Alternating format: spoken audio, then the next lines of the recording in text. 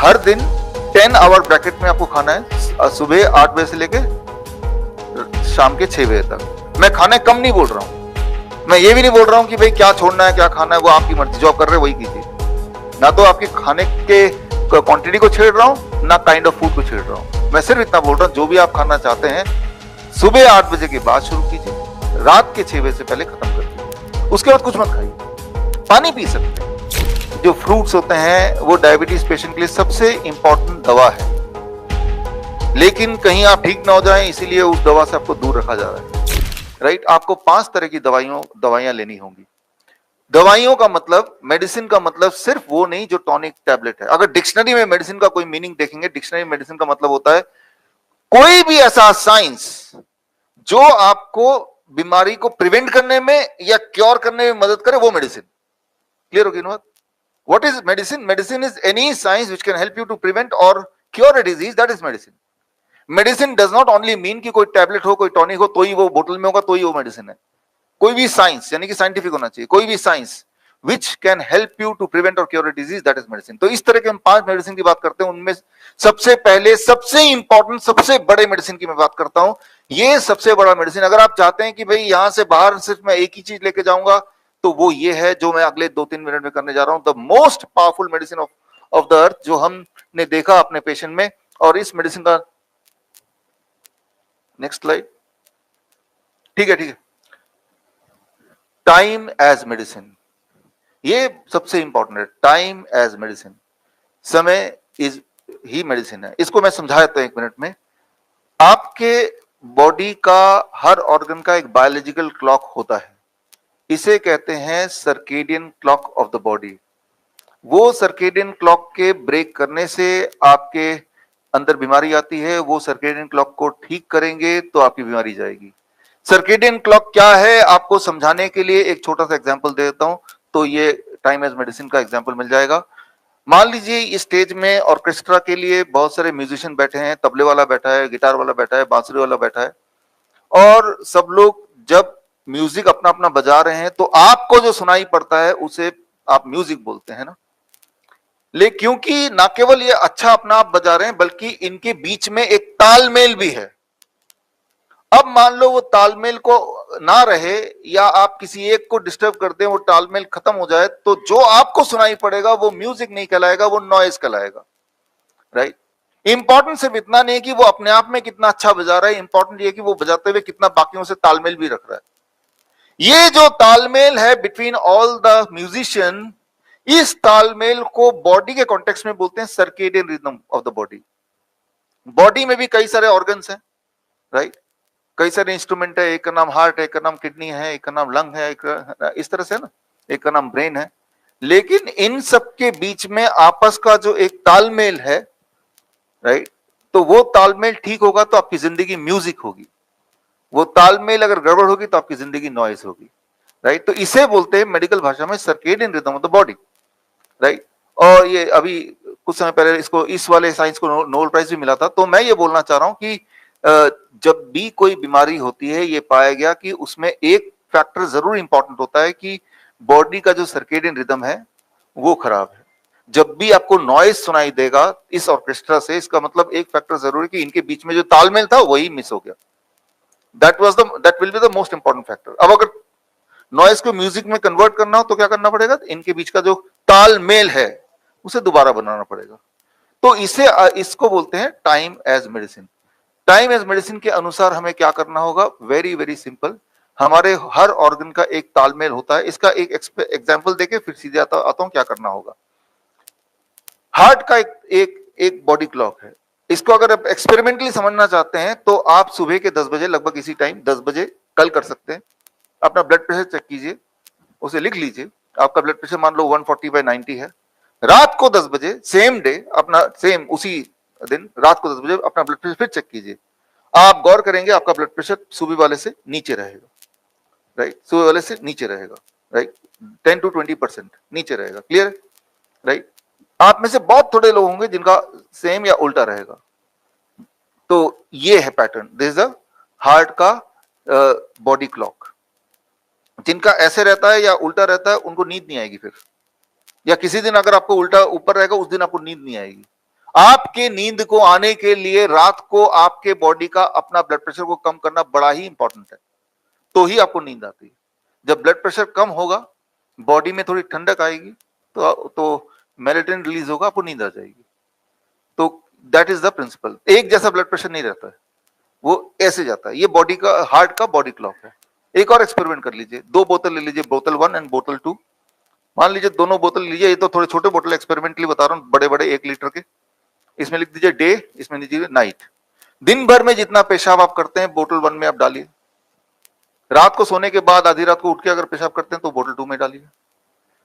आप गौर करेंगे बोतल 1 में, यानी कि दिन वाले पेशाब जो कलेक्शन है, इसमें जो पेशाब होगा वो 3 गुना होगा इन कंपैरिजन टू रात वाले का। ये एक बैलेंस रहता है। कुछ केसेस में ये उल्टा होता है, तो वो उनमें होता है जिनमें किडनी की प्रॉब्लम होगी, प्रोस्टेट की प्रॉब्लम होगी, यानी कि किडनी का जो बायोलॉजिकल क्लॉक है वो बिगड़ गया है। तो मैंने आपको उदाहरण के तौर पे बताया कि किडनी का बॉडी क्लॉक, हार्ट का बॉडी क्लॉक, ये दिस और टाइम एज मेडिसिन, इसको अगर ठीक कर लें तो कोई भी बीमारी आराम से ठीक हो सकती है। ठीक इसी तरह से आपका जो पेनक्रियाज है उसका भी एक बॉडी क्लॉक है, बस इसको समझने की जरूरत है। आपका पेनक्रियाज जो इंसुलिन बनाता है वो सुबह रफली 8 बजे सो के उठता है, राइट। आपकी सिंप्लिसिटी के लिए बोल रहा हूं, हालांकि इतना सिंपल है नहीं ये। 8 बजे सुबह सो के उठता है और रात को 8 बजे सोने चले जाता है, राइट। 8 AM टू 8 PM, और रात को 8 PM से लेके अगले दिन सुबह तक 8 बजे तक वो सोता रहता है, इनएक्टिव मोड में होता है। तो आपको सिर्फ एक चीज करना है, अगर आप ये डिसाइड कर लें कि कल से जो डायबिटीज के पेशेंट है, बीपी के पेशेंट है, जो ज्यादा मोटे हैं, जिनको घुटनों में दर्द है, ये सारे लोग डिसाइड कर लें, या सभी डिसाइड कर लें कि मैं सुबह 8 बजे से पहले कुछ नहीं खाऊंगा और शाम के 6 बजे से पहले डिनर कर लूंगा, उसके बाद कुछ नहीं खाऊंगा। 6 बजे जो भी आप खाएंगे वो 8 बजे तक डाइजेस्ट हो जाएगा, फिर इंसुलिन पेनक्रियास होने चला जाएगा।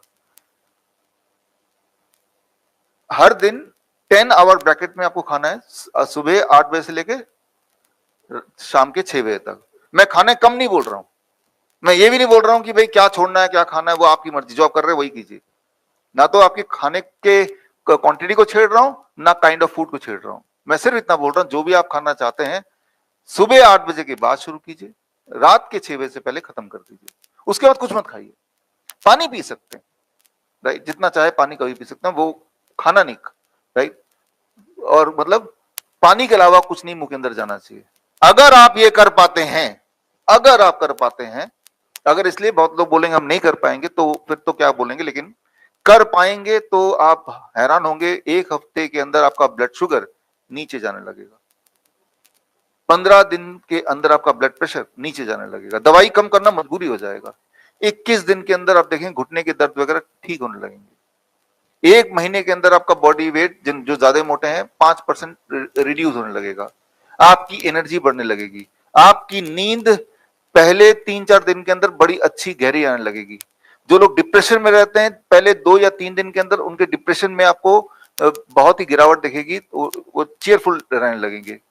तो ये सारे फैक्टर आ जाते हैं जैसे ही आपने एक चीज बदली, बस टाइम एज मेडिसिन, कुछ नहीं करना है। मैं तो ये भी बोल रहा हूं कि आप मेरी बात ना भी मान के जस्ट एक्सपेरिमेंटली करके देखिए, नुकसान तो कुछ है ही नहीं ना, राइट। एक्सपेरिमेंटली करके देखिए, खास तौर पे वो लोग जो इंसुलिन डिपेंडेंट लोग हैं, खास तौर पे वो लोग जो तकलीफ में हैं, जिनका रूटीन बिगड़ा हुआ है, बिकॉज वो बॉडी पेन उनके साथ कुछ काम ही नहीं होता, फिर तो वो लोग जैसे ही करेंगे आप देखेंगे कि धीरे धीरे धीरे धीरे उनकी बीमारी कम होती जाएगी। इसका ठीक उल्टा कर सकते हैं। मान लो आपका कोई दुश्मन है, आप डिसाइड कीजिए कि रात के 12 बजे एक लड्डू खिला देंगे उसको, तो आप किसी भी अपने टाइम ब्रैकेट को जितना बढ़ाएंगे उतनी बीमारी बढ़ेगी, टाइम ब्रैकेट को जितना घटाएंगे उतनी बीमारी ठीक होने लगेगी। एक एग्जांपल देकर आपको इसको कंक्लूड करते हैं। आप आधी रात को जब नींद में उठते हैं, कई बार किचन जाना पड़ता है, प्यास लगी होती है, तब आप चूहे के कुतरने की आवाज अक्सर सुनते होंगे। तो चूहे को कुदरत ने इस तरह से बनाया कि नॉकटर्नल एनिमल, वो रात को खाने के लिए बनाया है, सूर्यास्त के बाद। और चूहा अपना नेचुरल रिदम फॉलो करता है, वो रात को ही खाता है, दिन में नहीं खाएगा। इंसान का जो नेचुरल, जो हमारा बायोलॉजिकल क्लॉक है, हम दिन के लिए बने हैं, जब सनलाइट हो तब। एक्सपेरिमेंट ऐसे कई बार किए गए, कई बार किए गए। चूहे को पकड़ा, एक ही तरह के चूहे, 2 पिंजरे में रख दिया, एक पिंजरे में चूहे को खाना तभी दिया जाता है जब वो जिसके हिसाब से बना है, कब? रात रात में सर्व कर दिया और दिन सुबह होने से पहले अगर खाना छूट गया तो निकाल लिया, फिर रात को सर्व किया। दूसरे चूहे को इसका ठीक उल्टा किया, जैसे ही सूरज उग गया खाना पहुंचा दिया, और सूरज ढलने से पहले अगर उसने खाना फिनिश नहीं किया या खाना खाया नहीं उसको हटा दिया। तो मतलब ही इज फोर्स्ड कि उसे खाना दिन में ही मिलना है। एक महीने के अंदर जो दिन वाला चूहा है, दिन में खाना दे रहे हैं सर, वो मोटा होने लगा, उनमें कैंसर डेवलप हो गया, उनमें डायबिटीज डेवलप हो गई, उनकी बीपी बढ़ गई, और 3-4 महीने में वो उनमें से चूहे मर गए। फिर एक एक्सपेरिमेंट और किया गया, एक महीने में जब भयंकर बीमार पड़ गए तो उन चूहे का खाने की टाइमिंग दोबारा बदल दी, नेचुरल जो टाइमिंग है, रात को खाना दिया और सुबह होने से पहले निकाल लिया। तो इंटरेस्टिंग बात यह है कि जो बीमारी उनमें आ गई थी वो बीमारी उससे कई गुना तेज रफ्तार से गायब भी हो गई। तो यानी कि इट इज रिवर्सेबल। फिर यही वाला एक्सपेरिमेंट इंसान पे भी किया गया, कई बार कई हॉस्पिटल्स में किया। हम तो अपने हॉस्पिटल में ये टाइम एज मेडिसिन, हमारे हॉस्पिटल 20 हॉस्पिटल है, अगर आप जाएंगे सुबह 9 बजे से पहले उनको ब्रेकफास्ट मिलता नहीं और रात के 7 बजे के बाद कुछ नहीं मिलता है, किचन ही बंद हो गया, उससे पहले खाना है तो खाओ नहीं तो नहीं मिलेगा। हमें पता है कि सिर्फ एक नियम है, बाकी और चीज काम करे ना करे ये तो काम कर ही जाएगा, तो we are sure about it. और ये तो सभी के लिए लागू कर ही दिया हमने, और लागू किए हुए भी 3 साल हो गए। 3 साल पहले हमने, अभी 20 हॉस्पिटल है। तो लेकिन इंपॉर्टेंट बात है कि इसको करने के लिए किसी हॉस्पिटल में रहने की जरूरत नहीं है, ये तो घर पे किया जा सकता है, राइट? और घर पे ही करना चाहिए, क्योंकि ये कुछ दिनों के लिए नहीं, make it A part of life style, कि आपके जीवन का पार्ट बना लिया। लेकिन पार्ट कब बनाएंगे? जब आपको इसमें से कोई फायदा दिखेगा। फायदा तभी दिखेगा जब इसको कुछ लोग कुछ दिन तक करके देखेंगे। तो कितने दिन तक? 10 डेज चैलेंज, कि 10 दिन तक करके देखेंगे बस, और 10 दिन में क्लियर कट एविडेंस मिल रहा है तो और लंबा कर लेंगे, राइट? तो दुनिया में कुछ लोग ऐसे हैं अनफॉर्चुनेटली, और या जिनका काम ऐसा है कि जैसे जो सिक्योरिटी में काम करते हैं, नाइट ड्यूटी होती है, डॉक्टर्स होते हैं जो रात को ही काम करते हैं, नाइट ड्यूटी होती है, जो पायलट्स होते हैं, जो फ्लाइट अटेंडेंट होते हैं, ऐसे बहुत सारे प्रोफेशंस हैं जहां पे मजबूरी में रात को ही काम करना है। पूरे दुनिया में देखा गया है कि उनमें मोर्टेलिटी रेट ज्यादा होती है in comparison to normal population, उनमें कैंसर ज्यादा होता है in comparison to normal population, उनमें हार्ट डिजीज ज्यादा होता है in comparison to normal population. ये पूरे दुनिया में ये देखा गया है। तो लेकिन उनकी तो मजबूरी है, बिकॉज उनकी जॉब है। लेकिन आप हम में से वो लोग जो बीमारी की वजह से हम घर पे बैठे हुए हैं, वो तो कर ही सकते। तो मैं ये बोलना चाह रहा हूं कि जो लोग कर सकते हैं वो करके देखेंगे, तो वो देखेंगे किस रफ्तार से आप सिर्फ एक चेंज करने से आपकी बीमारी भागती है। कैसे पता चलेगा? सिम्टोमेटिकली पता चल जाएगा, राइट? आपकी एनर्जी लेवल बढ़ेगी, आपकी नींद अच्छी आने लगेगी। Just one and the most important of all, time as medicine. अब आते हैं दूसरी मेडिसिन पे। तो ये जो टाइम एज मेडिसिन, इसमें कोई ये नहीं देखना कि भाई डायबिटीज का पेशेंट कर पाएगा क्या, हार्ट का पेशेंट कर पाएगा क्या, हेल्दी इंसान करेगा क्या, सभी को कर लेना है। और 10 दिन तक करके देखना है कि भाई फायदा हो रहा है कि। मैं तो बोल रहा हूं फायदा होगा, लेकिन आप मेरी बात मत मान के एक्सपेरिमेंट, क्योंकि इसमें नुकसान भी कुछ नहीं है, कुछ खोएंगे नहीं, right? Now let's come to the, इस पे मैंने किताब लिखी है, द सर्केडियन डॉक्टर, राइट? मैं आपको कुछ लाया हूं यहाँ के जो ऑर्गेनाइजर के लिए, ठीक है, यहीं रख दो। तो सर्केडियन डॉक्टर अगर किताब आपको पढ़नी है, राइट, तो bishrup.com/ebook में जाएंगे तो ये किताब ई बुक फ्री डाउनलोड हो जाएगा, या अमेजन वगैरह तो मिल ही जाएगा। तो इसमें आपको पूरा साइंस पता चल जाएगा, छोटा सा जो मैंने बताया इसके पीछे का साइंस जिनको जानना है। दूसरा जो मेडिसिन है जो इसके बाद सबसे इंपॉर्टेंट है, that is food as medicine, right? Food as medicine. आप में से कितने लोग ऐसे हैं जिनको आज से पहले जिन्होंने DIP डाइट सुना है? ज्यादातर आप में से, है ना? ठीक है, DIP diet is kind of diet जो आज से 14 साल पहले मैंने डिजाइन किया था, और तब से अब तक के कंसिस्टेंट रिजल्ट हैं। DIP डाइट के पूरे दुनिया में कई सारे ट्रायल्स हो चुके हैं, क्लिनिकल ट्रायल हो चुके हैं। ये bishrup.com/ebook में जाएंगे तो मेरी जो किताबें जो मैं बताता जाऊंगा वो सारी किताबें यहाँ पे फ्री डाउनलोड हो जाएंगी, राइट? तो DIP डाइट पे क्लिनिकल ट्रायल भारत में आयुष मंत्रालय ने किया था 2018 से लेकर 2020 के बीच में, और इसका क्लिनिकल ट्रायल नेपाल सरकार ने भी किया था, ये उसकी चिट्ठी है, हालांकि आप पढ़ नहीं पाएंगे। इसका क्लिनिकल ट्रायल किडनी पेशेंट पे ये मलेशिया में भी लिंकन यूनिवर्सिटी ने किया था। बोलने का मतलब है कि इसके बहुत सारे रैंडमाइज कंट्रोल ट्रायल हो गए, और हमारे तो 14 साल से पेशेंट्स कर ही रहे हैं, आप में से भी काफी लोगों ने हाथ रेस किया है। तो दूसरा मेडिसिन ये है कि जैसी कोई बीमारी हो, बीमारी का नाम कैंसर हो सकता है, उसका नाम डायबिटीज हो सकता है, उसका नाम हार्ट डिजीज हो सकता है, चेस्ट पेन हो सकता है, बॉडी पेन हो सकता है, कोई भी नाम हो सकता है उसका, आंख बंद करके जो भी आप खा रहे हैं उसको चेंज करके DIP डाइट। DIP डाइट क्या है उसको आपको समझना है, सिर्फ 3 ही स्टेप हैं। वो 3 स्टेप क्या है वो मैं आपको अभी दिखा देता हूँ। स्टेप 1, ये जो मैं बता रहा हूँ ये लाइव भी चल रहा है, तो ये वीडियो रिकॉर्डिंग मैं ये आप तक पहुंचाने की कोशिश करूंगा ताकि आप लिख जाए, लिख तो रहे लेकिन कुछ छूट जाएगा। DIP डाइट में स्टेप 1, 12 बजे तक सिर्फ और सिर्फ फल खाना है, कुछ नहीं खाना है। और कम खाने नहीं बोल रहा हूं मैं सिर्फ ये बोल रहा हूं कि जो भी खाएंगे फल खाइए, 3-4 तरह के फल खाइए। अभी जैसे आम मिल रहा है तो आम खाइए, अगर आप डायबिटीज पेशेंट हैं तो जरूर खाइए। हमने ये देखा है कि डायबिटीज, पिछले 14 साल से बात बोल रहा हूं, डायबिटीज पेशेंट आम के सीजन में पेट भर के 2-3 किलो अगर आम खा सकते हैं तो कुछ ही दिनों में उनकी डायबिटीज गायब हो जाती है। मजबूरी होती है दवाई छोड़ने की, मजबूरी होती है इंसुलिन टेपर करने की। आपके दिमाग में ये बात आ ही रही होगी कि इतने सालों से आम छोड़ के हम बैठे हैं, राइट? तो क्या आप ठीक हो गए? फिर अगर आपने आम छोड़ दिया तो क्या ठीक हो गए? एक्चुअली याद रखिए जो फ्रूट्स होते हैं वो डायबिटीज पेशेंट के लिए सबसे इंपॉर्टेंट दवा है, लेकिन कहीं आप ठीक ना हो जाएं इसीलिए उस दवा से आपको दूर रखा जा रहा है। और ये जो क्लिनिकल ट्रायल हुए हैं, ये क्लिनिकल ट्रायल डायबिटीज पेशेंट पे हुए हैं, किडनी पेशेंट पे हुए हैं, हार्ट पेशेंट पे हुए हैं। और ट्रायल तो छोड़िए, इसी यहाँ पे भी आप में से कुछ लोग आपस में बातचीत करेंगे तो आप में से काफी लोगों ने DIP डाइट ट्राई किया है। और ऊपर से आम का सीजन भी है, ये टेस्ट करने का सबसे अच्छा मौका है। 12 बजे तक 3 से 4 तरह के फल ले लीजिए जो आपको सबसे ज्यादा पसंद है। वो मीठे फल भी हो सकते हैं या होने ही चाहिए, अंगूर हो सकते हैं, चीकू हो सकता है, आम हो सकता है, संतरा हो सकता है, केला हो सकता है, तरबूज हो सकता है, तरबूज हो सकता है। मतलब कोई रिस्ट्रिक्शन नहीं किसी भी तरह के पेशेंट के लिए, no restriction of whatsoever kind of patient, right? वो किस चीज का पेशेंट है, कोई रिस्ट्रिक्शन नहीं है क्वांटिटी के लिए एंड काइंड ऑफ फ्रूट्स के लिए। बस ये कि जो मिल जाए आपको खाना है। 12 बजे तक खाना सिर्फ फल है, दैट इज स्टेप 1। कितना खाना है?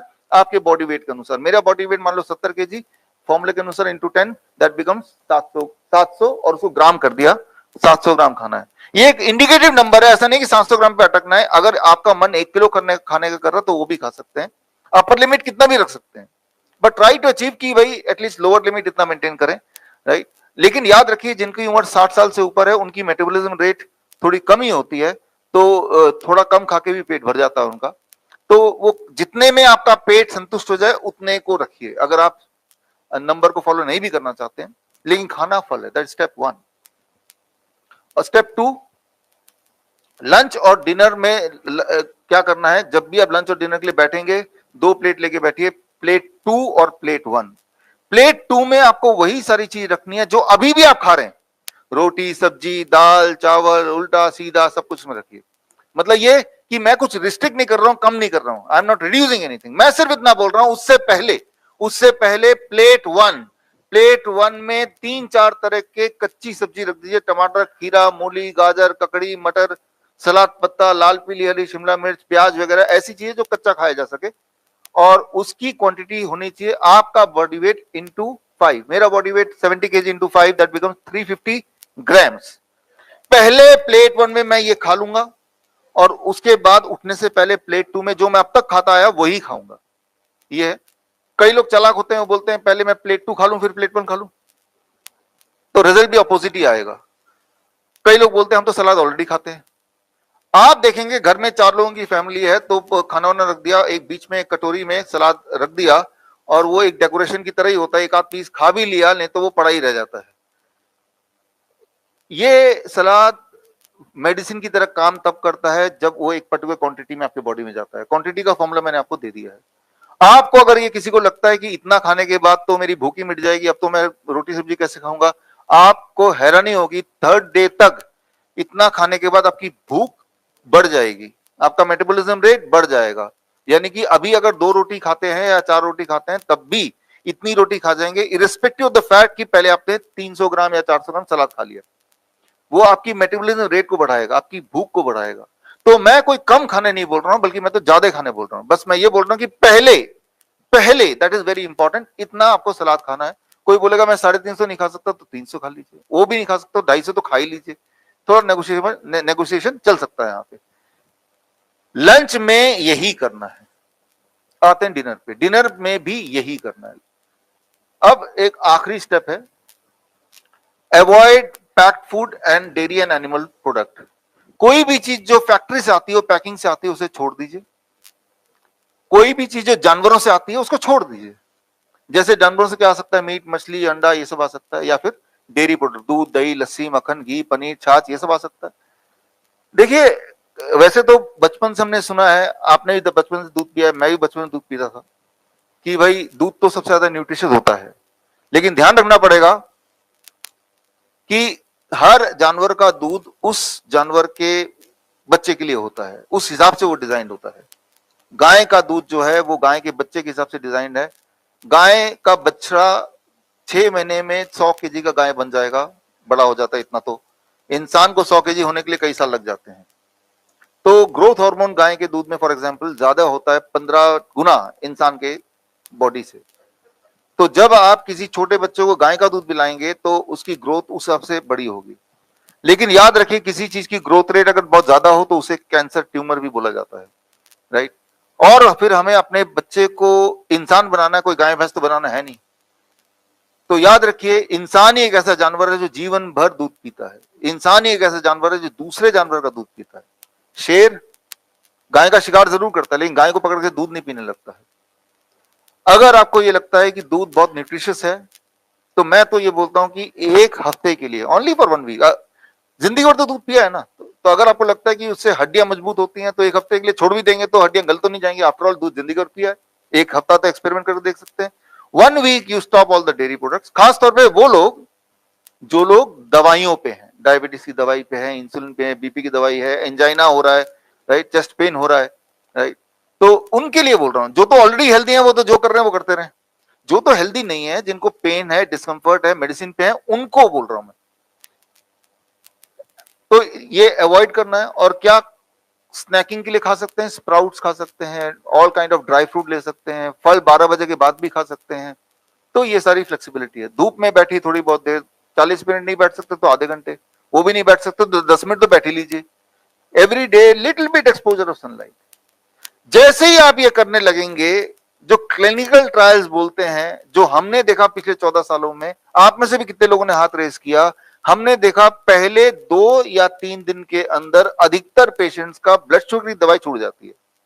2 to 3 days, यानी कि अब तो आपको 7 दिन भी नहीं, 2-3 दिन में ही। इसीलिए हम बोलते हैं व्हेन यू स्टार्ट दिस, ये इंपॉर्टेंट है, जो ब्लड शुगर की दवाई ले रहे हैं वो ब्लड शुगर चेक भी करना जरूरी है, क्योंकि ब्लड शुगर नीचे आ जाएगा और दवाई भी आप लेते रहेंगे, इंसुलिन लेते रहेंगे, तो हाइपोग्लाइसेमिया हो जाएगा और गड़बड़ हो जाएगी।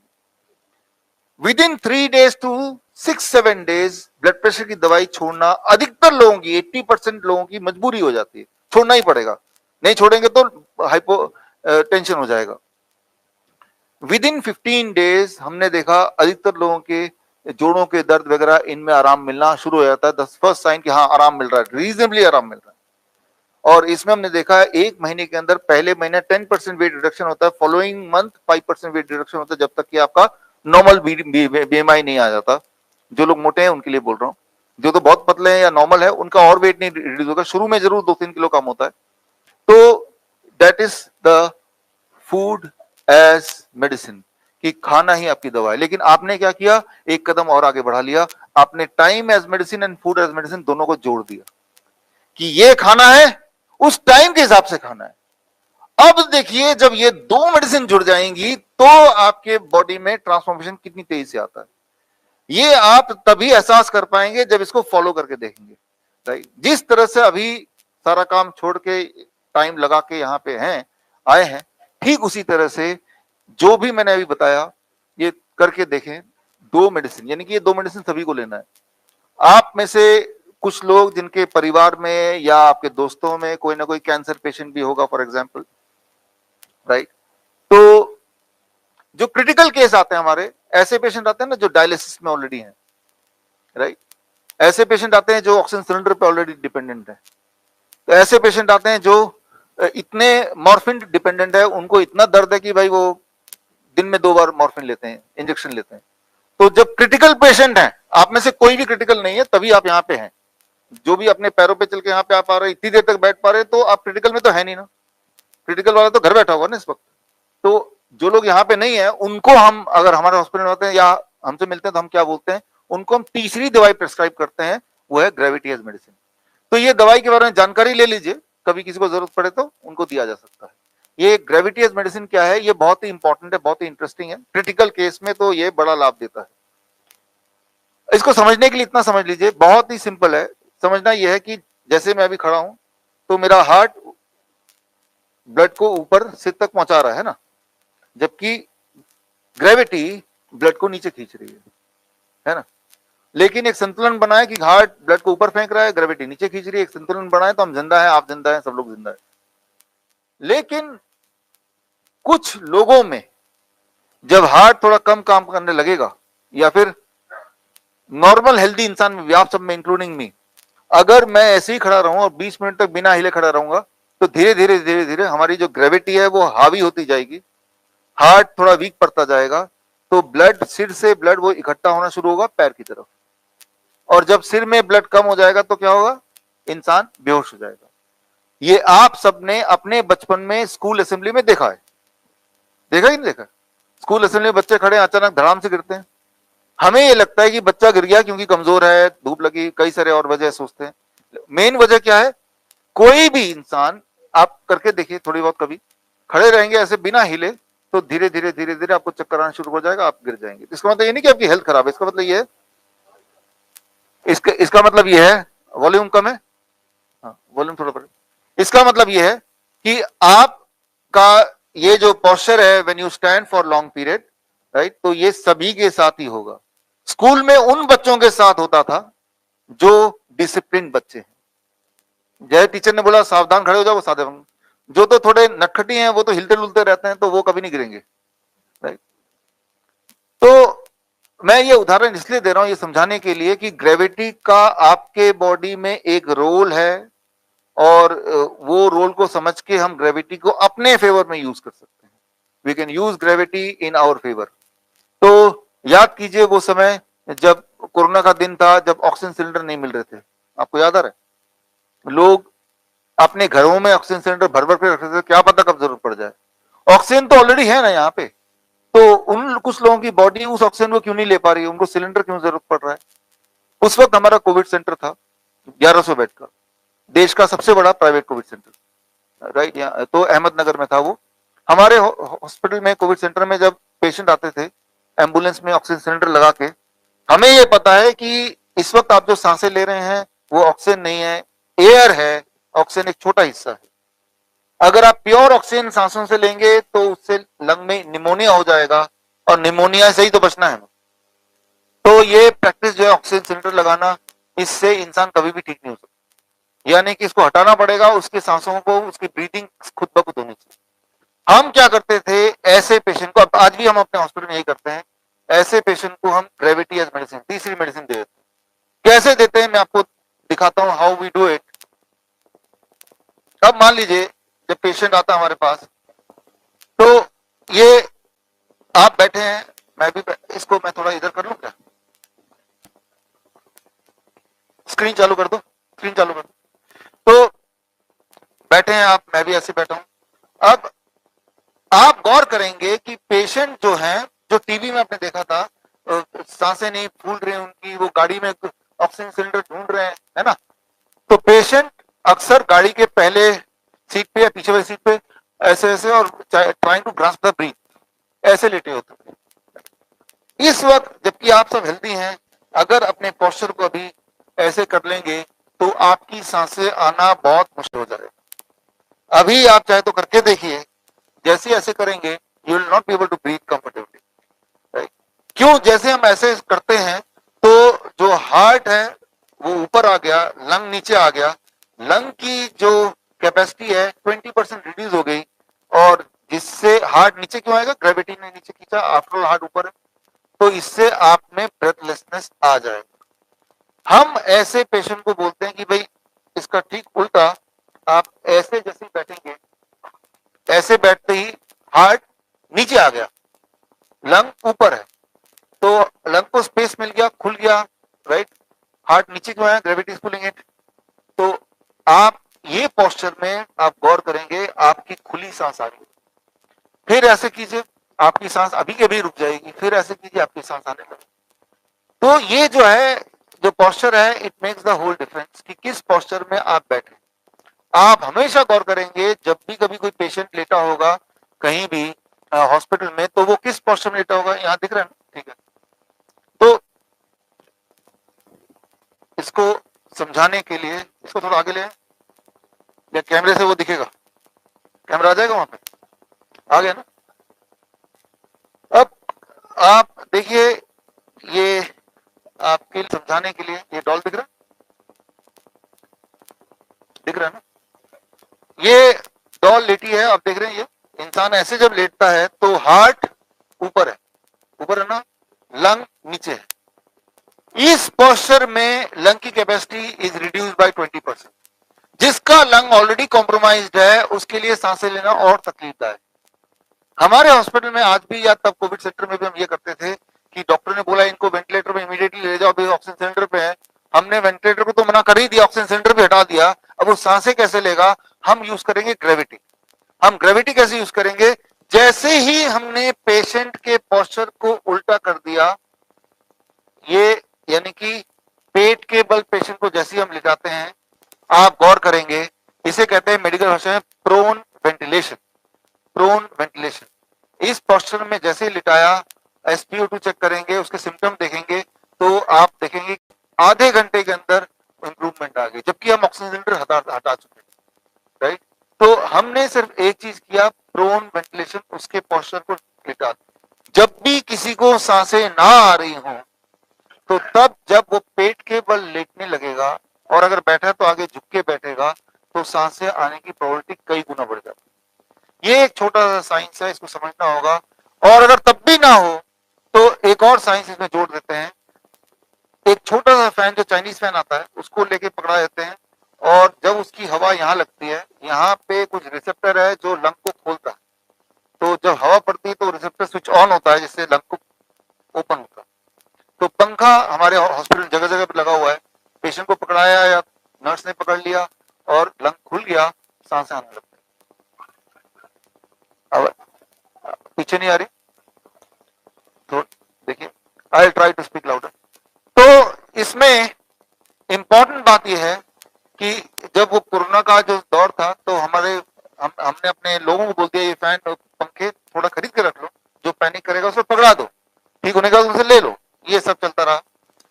और हमारे हेल्पलाइन नंबर भी तब था, जो आज भी है, कि रात को फोन कर रहे हैं कि पेशेंट ब्रेथलेसनेस हो रहा है, सांसें नहीं ले पा रहा है, हम बोलते हैं ये कराओ, तो पेशेंट मान नहीं रहा, हॉस्पिटल जाना चाहता है, हमने कहा तो ले जाओ हॉस्पिटल, तो पेशेंट को आगे बिठा देना, आगे बिठा दिया, हॉस्पिटल ले जा रहे हैं। फिर हम बोलते हैं कि पेशेंट को बोलो खिड़की खोल के देखे बाहर कि हॉस्पिटल आ रहा है कि नहीं आ रहा है।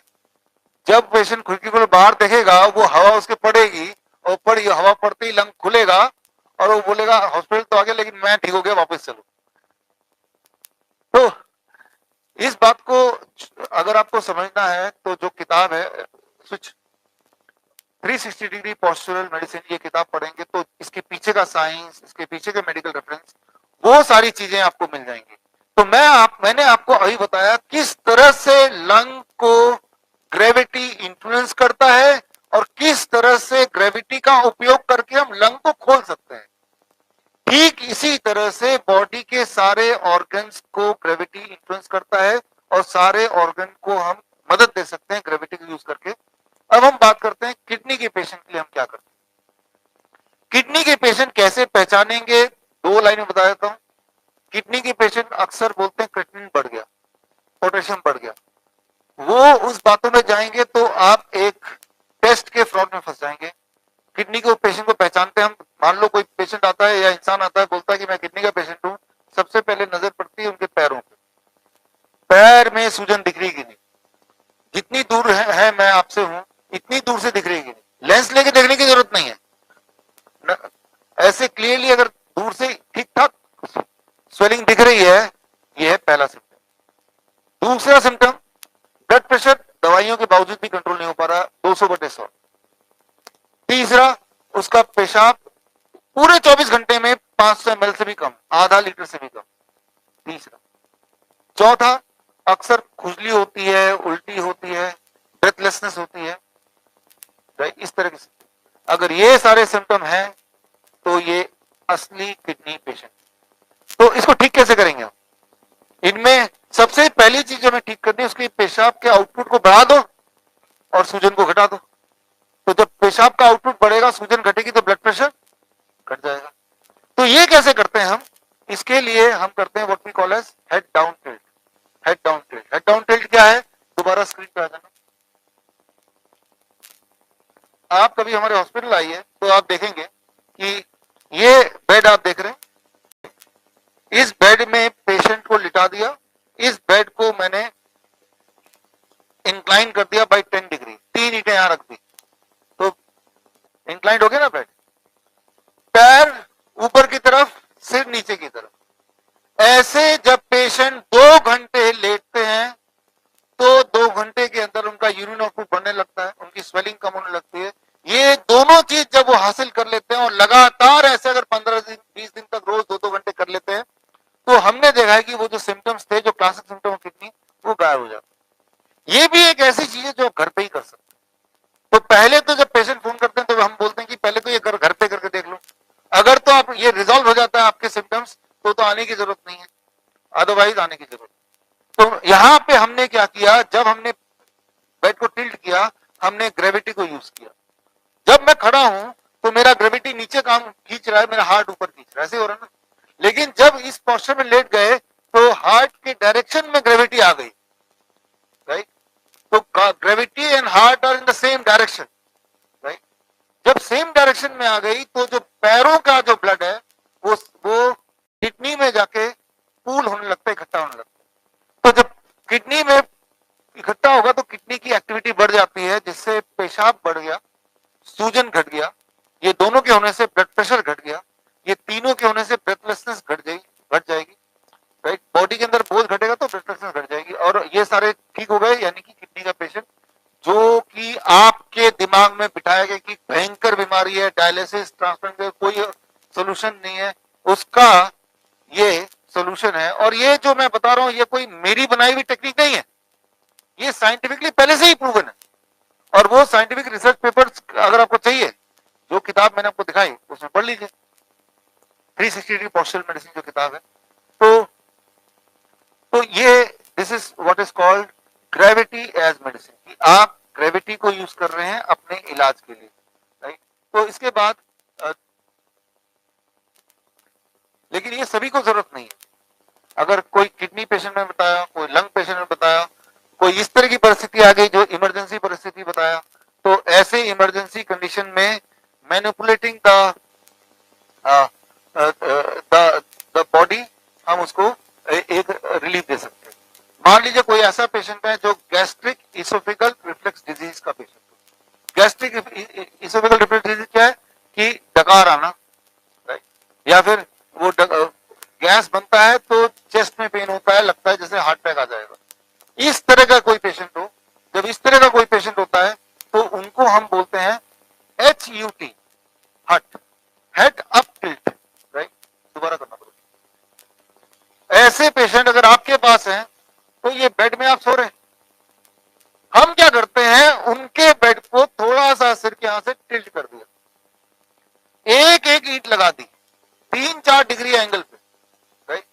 अब उनको बोलते हैं कि यही आपका बिस्तर है, रात भर इसी में सोना। जब ऐसे सोते हैं तो जो गैस्ट्रिक है वो ऊपर नहीं आएगा, क्योंकि ग्रेविटी नीचे खींच रही है ऑलरेडी, वो इंक्लाइंड है, वो फ्लैट नहीं है। फ्लैट में तो आएगा क्योंकि हमारे यहाँ जो वॉल्व है, वो वॉल्व हम सबका वो फूड को ऊपर नहीं आना देता, लेकिन कुछ लोगों का वॉल्व खराब हो गया है तो उनका ऊपर आ जाता है। लेकिन जब उनको इस पोस्चर में हर दिन सुलाते हैं, हर रात सुलाते हैं, तो वो वॉल्व को टाइम मिल जाता है अपने आप को रिकवर करने का, और ग्रेविटी की मदद से वो जो फूड है वो ऊपर भी नहीं आ रहा। तो एक दिन में अगर आपको क्लियर कट डिफरेंस दिखता है तो यानी कि आपके बेड के नीचे तो भाई एक तरफ ईंटें लगेंगे, एक एक, राइट। तो मैंने आपको बताया कि स्टमक के केस में, किडनी के केस में, लंग के केस में, how gravity becomes the medicine. सोचिए जरा कितनी इंटरेस्टिंग बात है। एक ऐसी चीज ग्रेविटी जो दुनिया में हर जगह अवेलेबल है, फ्री में अवेलेबल है, राइट। बस इसी तरह से ग्रेविटी को कई सारे और तरह से हम यूज करते हैं अलग अलग, लेकिन मुख्य जो मैंने आपको बताया वो ये है। तो अब बात करते हैं द नेक्स्ट मेडिसिन। मैंने आपको बोला 5 मेडिसिन बताऊंगा, तो हम 3 पे पहुंचे अभी तक, राइट। चौथा मेडिसिन है हीट एज मेडिसिन। जहां कहीं भी हीट पहुंचा दें वहां की इम्यूनिटी बढ़ जाती है। एक बड़ी इंटरेस्टिंग बात हीट एज मेडिसिन की बताता हूं। मुझे लगता है जो अब मैं बताने जा रहा हूं ये आपके साथ सबसे ज्यादा काम आएगा।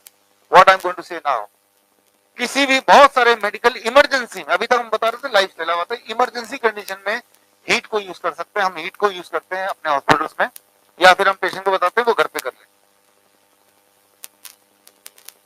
मान लीजिए कोई ताकतवर से ताकतवर प्राणी, हाथी फॉर एग्जाम्पल, गेंडा, देखिए देखिए अब दोबारा आ गई। तो दूसरी माइक है तो उसमें देखते जरा, क्या पता इसमें ठीक, क्या इसमें आवाज जा ठीक है? अब ठीक है, ठीक है, ठीक है, उसमें गड़बड़ था, दोनों ही रहने देते हैं। तो दुनिया का सबसे ताकतवर प्राणी दिमाग में सोच लीजिए, गैंडा, हाथी, अगर उसकी ऑक्सीजन सप्लाई को हटा देते हैं, क्या वो ताकतवर प्राणी जिंदा रह सकता है? नहीं रह सकता। In the absence of oxygen what ever may be the animal, वो जिंदा नहीं रह सकता, इसमें कोई कंफ्यूजन नहीं है। ठीक इसी तरह से 40 डिग्री के ऊपर के टेम्परेचर में किसी भी तरह का वायरस जिंदा नहीं रहता है। Very simple, right. तो जब भी आपके बॉडी में कोई भी इंफेक्शन आ जाता है, वायरल इंफेक्शन, जिसे इन्फ्लुएंजा बोलते हैं, कोई लोग कोरोना बोलते हैं, कोई लोग कफ एंड कोल्ड बोलते हैं, तो अगर आप आधे घंटे के लिए अपने बॉडी में 40 डिग्री टेम्परेचर, जिसे हम बोलते हैं हीट एज मेडिसिन, दे दें, तो आप easily you can come out of the fever. मैं आपको एक्सपेरिमेंट किस तरह से करते हैं हम लोग हॉस्पिटल में, या घर पे आप किस तरह से कल से करेंगे, वो मैं आपको दिखा देता हूं। देखिए ये सबसे ज्यादा काम आने वाला है आपके। इसमें हमें क्या करना है कि एक बाल्टी लेनी है, ये रहा बाल्टी, छोटा सा, राइट। और बाल्टी के अंदर पानी, स्क्रीन लगाओ यार, बाल्टी के अंदर पानी होगा 42 डिग्री सेल्सियस। ये 42 याद कर लीजिए, 40, एक थर्मोमीटर खरीद लीजिए कहीं से, ताकि 42 डिग्री सेल्सियस कितना होता है, ठीक ठाक गर्म होता है। इतना नहीं कि आपके स्किन को जला देगा, लेकिन इतना कि आपको फील कराएगा बहुत गर्म। और मान लो अगली बार कभी किसी को फीवर होता है, बुखार, अरे बुखार हो गया, तो फास्टेस्ट तरीका बुखार को ठीक करने का, आधे घंटे में अगर आपको ठीक होना है तो 42 डिग्री सेल्सियस पानी इसमें डाला बाल्टी में, और आप बैठ गए दोनों पैर लेके, और आप बैठ गए आधे घंटे के लिए, राइट। तो जब आप इस तरह से बैठेंगे, हर 5 मिनट में आपका पानी भी धीरे धीरे ठंडा हो रहा है ना, तो 5 मिनट में एक और बाल्टी रखा, और हर 5 मिनट में एक मग पानी रिप्लेस कर रहे हैं, जो कि और ज्यादा गर्म है, so as to maintain the temperature to 42 degree. 30 minute अगर आप करेंगे तो आप हैरान हो जाएंगे कि आपका जो फीवर वो गायब हो गया। तो आपके दिमाग में सवाल आएगा, एक तो पहले से ही बुखार है, ऊपर से मैं बॉडी को और गर्मी दे रहा हूं। यही इंपॉर्टेंट प्रिंसिपल है जो आपको समझना पड़ेगा, कि जो फीवर है वो अपने आप में बीमारी नहीं है, हमें पता है, वो बॉडी का एक डिफेंस सिस्टम है। जब किसी को वायरल या बैक्टीरियल अटैक होता है, जब इंफेक्शन आता है, तो बॉडी उस इंफेक्शन को मारने के लिए अपना टेम्परेचर बढ़ा देती है, और वो जो टेम्परेचर जब बढ़ जाता है, बढ़े हुए टेम्परेचर में वायरस ज्यादा देर जिंदा नहीं रह सकते, मैंने आपको ऑलरेडी बताया। लेकिन आपके शरीर को उस टेम्परेचर को बढ़ाए रखने के लिए जो ऊर्जा चाहिए, वो कहां से मिलता है? बॉडी से ही मिलता है। और बॉडी की ऊर्जा टेम्परेचर बढ़ाने में लग जाएगी तो आप कमजोर फील करने लगते हैं, सुस्त पड़ जाते हैं। तो मैंने क्या किया, मैंने बॉडी को बोला, भाई आपको गर्मी चाहिए ना, तो अगर गर्मी चाहिए तो मैं गर्मी देता हूं, राइट, सपोर्ट करने के लिए, फीवर, आर्टिफिशियल फीवर। तो दोनों पैर को, टांगों को हमने बाल्टी में रखा। टांगों को ही क्यों रखा? क्योंकि जिस तरह से ये एक हार्ट है, मेडिकली आपका जो काफ मसल है, पिंडली जिसे बोलते हैं, इसे बोलते हैं second heart, this called second heart. जब आप चलते हैं, हिलते डुलते हैं, तो जितना आपका हार्ट का एक चैम्बर ब्लड इजेक्ट करता है उतना ही ब्लड इजेक्ट करता है आपके दोनों काफ मसल्स। तो ये सेकेंड हार्ट है। तो जैसे ही वो सेकेंड हार्ट ये वाला पोर्शन पानी में डूबा तो यहीं सारे ब्लड वेसल है, तो ब्लड की सर्कुलेशन बढ़ेगी और साथ ही साथ आप देखेंगे कि आधे घंटे के अंदर आपका फीवर गायब। इसमें कई सारे ट्रायल्स हुए और ये देखा गया पैरासिटामोल जितनी तेजी से आपका टेम्परेचर घटाता है उससे ज्यादा तेजी से ये घटाता है। पैरासिटामोल का असर चले जाने के बाद दोबारा फीवर आ जाएगा, लेकिन ये अक्सर एक बार करने के बाद फीवर दोबारा नहीं आएगा क्योंकि वायरस तो मर ही चुका पूरा। तो ये इसे हम कहते हैं lower leg hot water immersion, heat as medicine. ये कैसे कहां काम आएगा? ये सिर्फ एक जगह काम नहीं आएगा, कई जगह काम आएगा। मान लो आपका ब्लड प्रेशर बढ़ गया किस दिन और दवाई नहीं लेना चाहते हैं, तो भी आप lower leg hot water immersion करेंगे, हीट एज मेडिसिन करेंगे, तो about 10 to 20 mmHg blood pressure नीचे गिर जाता है। ये हम देखते ही अपने हॉस्पिटल में अक्सर। तो ये अगर किस दिन नींद नहीं आ रही हो तब आप ये करेंगे आधे घंटे तक, तो नींद आने लगेगी। कैसे नींद आएगी? जब आपने ये किया तो आपके बॉडी का टेम्परेचर बढ़ गया, जब करना छोड़ दिया तो टेम्परेचर दोबारा से, टेम्परेचर जब डाउन होने लगता है that gives you the trigger of sleep. दो चीजें होनी चाहिए बॉडी में तो आपकी स्लीप आएगी, blood pressure down, temperature down, right. जब आप ये कर रहे होंगे तो आपका ब्लड प्रेशर डाउन होगा। क्यों? क्योंकि जब आप गर्म पानी में सेकेंड हार्ट को रखते हैं तो आपका ब्लड वेसल डायलेट हो रहा है, खुल रहा है। जितना ये खुलेगा उतना ब्लड प्रेशर नीचे जाएगा, राइट। तो एक ही तीर से कई निशाने लगा रहे हैं आप। एक एक्सपेरिमेंट करके देख सकते हैं। मान लो कोई डिप्रेशन का पेशेंट है जिसे अच्छा नहीं लग रहा, क्या बोलता है अंदर से अच्छा नहीं लग रहा, ऐसे बोलते हैं।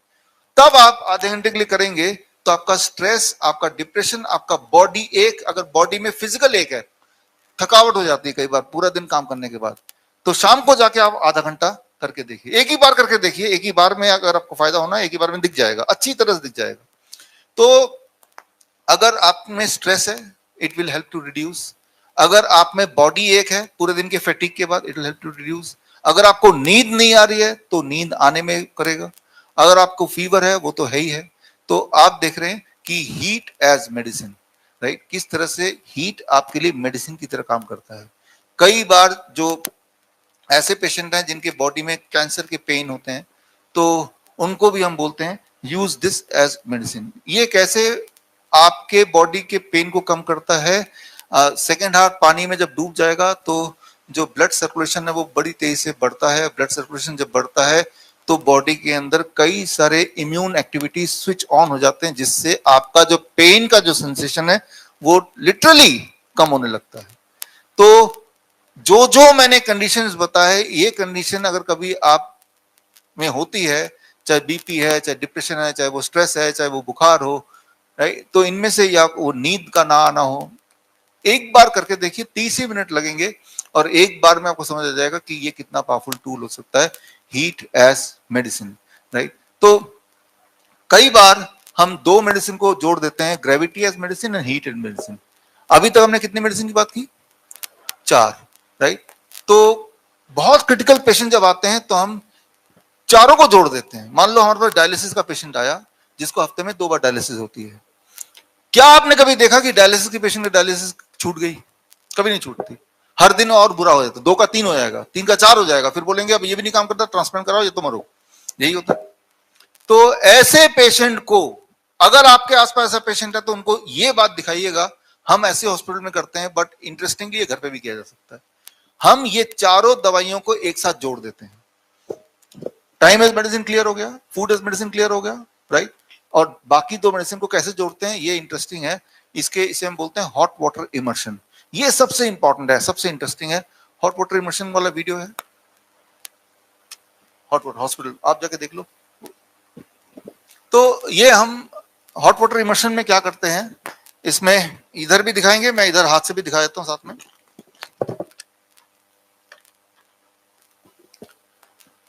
एक बाथटब, अब वीडियो दिखा दो वहां से। हाँ, लाइव तो मैं हाथ से दिखा रहा हूं, ये वाला नहीं, दूसरा वाला।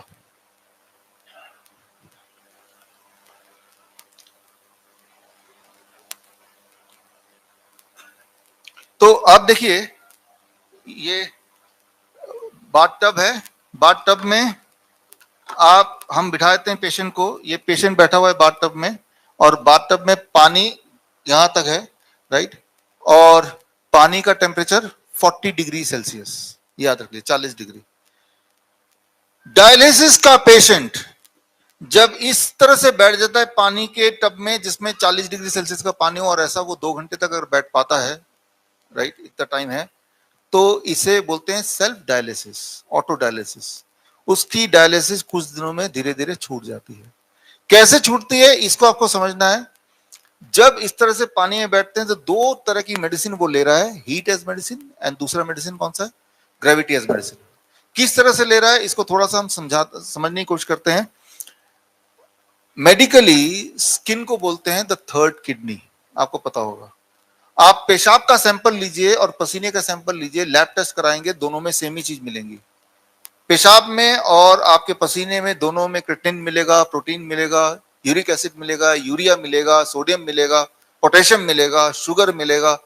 तो आपका पेशाब के जो इंग्रेडिएंट्स हैं is very similar to the ingredient of your आपके पसीने का, आपका स्वेट का, राइट। इसीलिए स्किन को बोलते हैं थर्ड किडनी। जिनकी दोनों किडनी फेल हो गई है उनकी तीसरी किडनी हम एक्टिवेट करते हैं by using food as medicine and by using by using gravity as medicine and heat as medicine. अब देखिए, मान लीजिए ये बाथटब है जो आप देख रहे हैं, और यहाँ पानी यहां तक है, गर्दन तक, नीचे शोल्डर तक है। तो जैसा आप यहाँ पे देख रहे हैं हमारे पेशेंट्स में, तो ये सारे किडनी पेशेंट्स हैं जो डायलिसिस पे जाते थे एक टाइम पे, और जब इस तरह से बैठे जैसे आप देख रहे हैं, तो जो पार्ट पानी के ऊपर है उस पार्ट में जो एटमॉस्फेरिक प्रेशर है वो कितना होगा, 1 एटमॉस्फेरिक प्रेशर, जितना आपके है, जितना मेरे है। जो पार्ट बॉडी पानी से नीचे है, पानी से नीचे यानी कि पानी में जो पार्ट इमर्स्ड है, उसमें atmospheric pressure plus pressure of the water. तो बॉडी के 2 हिस्से हो गए, और निचले हिस्से में प्रेशर ज्यादा है इन कंपैरिजन टू ऊपर वाले हिस्से में, और सबसे ज्यादा प्रेशर आपके पैरों में, क्योंकि वो सबसे डूबा हुआ है। ये जो प्रेशर डिफरेंस है along with the heat, ये दोनों चीज जब एक साथ हो जाता है तो आपका जो स्किन है वो थर्ड किडनी का काम करने लगता है, that works like a kidney. तो आपके स्किन के अंदर से, स्किन के पोर्ट से extra creatinine, extra urea, extra uric acid, extra fluid वो बाहर निकलने लगता है। इसीलिए 2 घंटे बाद जब इन पेशेंट्स को मैं पानी के उठने के बाद दोबारा उनका वेट चेक करता हूं, तो देखता हूं उनका वेट 500 ग्राम, 700 ग्राम, 1 किलो भी 2 घंटे के अंदर ही कम हो गया। वो जो वेट कम हुआ वो वाला वेट था जो किडनी रिलीज नहीं कर पा रहा था, जिसके लिए वो डायलिसिस कराता था। लेकिन ये वेट किडनी कभी भी ठीक नहीं है, इसका मतलब अगले 2 दिन में या 1 दिन में दोबारा से वेट बॉडी एक्यूमुलेट कर लेगा। तो हम बोलते हैं कल फिर कर लेना ये वाला 2 घंटे के लिए, परसों फिर कर लेना। तो जब हम रोज रोज करते हैं तो किडनी को मौका मिलता है टू रिवाइव, क्योंकि हम सिर्फ ये नहीं करा रहे पेशेंट को, साथ में उसको टाइम एज मेडिसिन और फूड एज मेडिसिन भी करा रहे हैं। मैंने आपको शुरू में बता दिया था फूड एज मेडिसिन में कि किडनी पेशेंट के लिए क्लिनिकल ट्रायल में देखा गया कि it is helpful to revive the kidney. एक तरफ तो किडनी को रिवाइव करने के लिए food as medicine and time as medicine है, और दूसरी तरफ उस वक्त बॉडी के सपोर्ट के लिए, डायलिसिस से बचने के लिए हमने हॉट वाटर इमर्शन ये करा दिया।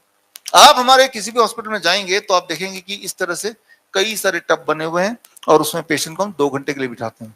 शुरू में जब हम बिठाते हैं तो सिर्फ यहीं तक पानी होता है, क्योंकि यहां तक पानी में बैठना आप सस्टेन नहीं कर पाएंगे लंबे समय तक। मतलब जब आप बैठेंगे आपको लगता है बैठना ही तो है, लेकिन आप हैरान हो जाएंगे जब आप बैठेंगे तो आपको एहसास होगा कि मानो जैसे कि आप जिम में दौड़ रहे हो, उतनी थकावट होती है। क्योंकि आप तो स्टेशनरी बैठे हुए हैं, लेकिन जब इसमें बैठते हैं, इस तरह से सिचुएशन बैठते हैं, तो आपका कार्डियक आउटपुट 20% बढ़ जाता है, सिमिलर टू जब हम दौड़ते हैं। तो थोड़ी देर में ही आप हांफने लगेंगे। जब आप हांफने लगे हम बोलते हैं कि तब आप वहां से उठ जाओ। लेकिन हर दिन आपकी कैपेसिटी बढ़ने लगेगी। एक टाइम आता है 10-15 दिन में जब 2 घंटे तक भी आराम से बैठ लेते हैं। जितना ज्यादा बैठेंगे हम, 2 घंटा बोलते हैं maximum time per day, right. कोई बोलेगा इतना टाइम नहीं है, लेकिन आप सोचिए सही, हर दूसरे तीसरे दिन डायलिसिस कराने जा रहा है तो उसमें भी तो टाइम लग रहा है, बल्कि उससे ज्यादा टाइम लग रहा है। और डायलिसिस में ये कोई प्रॉमिस नहीं कि वो ठीक हो जाएगा एक दिन, प्रॉमिस ये है कि वो और ज्यादा डिटोरेट करेगा। इसमें तो ये प्रॉमिस है कि वो ठीक भी हो जाएगा, पैसा भी नहीं लग रहा, घर पे ही करना है, नुकसान कुछ नहीं है, साइड इफेक्ट कुछ नहीं है, राइट। तो यहां पे हमने दो तरह की दवाइयों को कंबाइन कर दिया, heat as medicine and gravity as medicine. तो बेसिकली टोटल 4 तरह की मेडिसिन है। मान लो जो हमारे कैंसर पेशेंट हैं जो बहुत ज्यादा पेन में होते हैं, किसी भी तरह के कैंसर पेन में, उनको भी हम बोलते हैं हॉट वाटर इमोशन बैठ जाओ।